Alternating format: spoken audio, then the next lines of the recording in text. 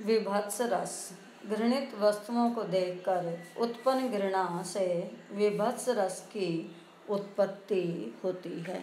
अर्थात जब कोई व्यक्ति घृणित दृश्य को देखता है या घोर अरुचिकर घृणित वस्तुओं जैसे हड्डी, रक्त, चर्बी, मांस आदि को देखकर उसकी दुर्गंध आदि के वर्णन से मन में घृणा जगती है, वही पुष्ट होकर विभत्स रस की निष्पत्ति करती है। अर्थात घृणित वस्तुओं, गंदगियों को देखकर व्यक्ति के मन में घृणा पैदा होती है और यही स्थायी भाव, यही जुगुप्सा भाव विभत्स रस की उत्पत्ति करता है कि जब घृणित वस्तुओं को देखकर उसके बारे में सुनकर मन में जो घृणा उत्पन्न होती है, वही विभत्स रस की उत्पत्ति का कारण बनता है।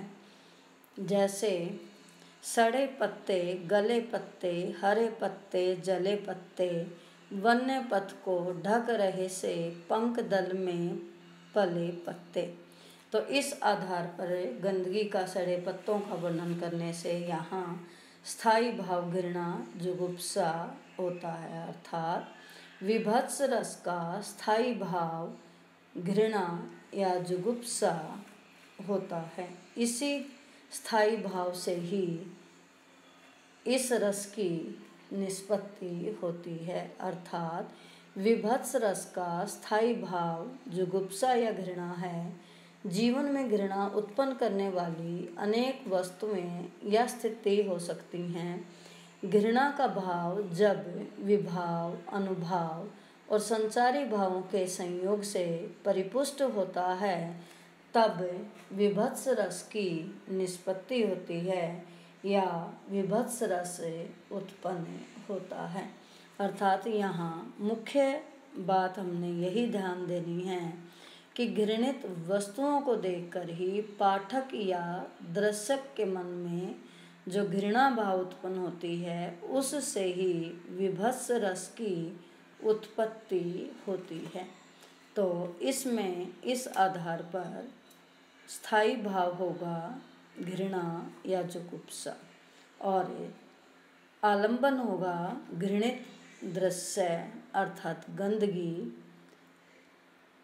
जैसे रक्त, मांस, घृणित पदार्थ, मैली कुचली वेशभूषा, मछली बाजार, कसाई खाना, शमशान घाट और इसी से उद्दीपन कि जहाँ दुर्गंध फैली होगी तो वहाँ दुर्गंध दुर्गंध से विभत्स रस की उत्पत्ति होगी।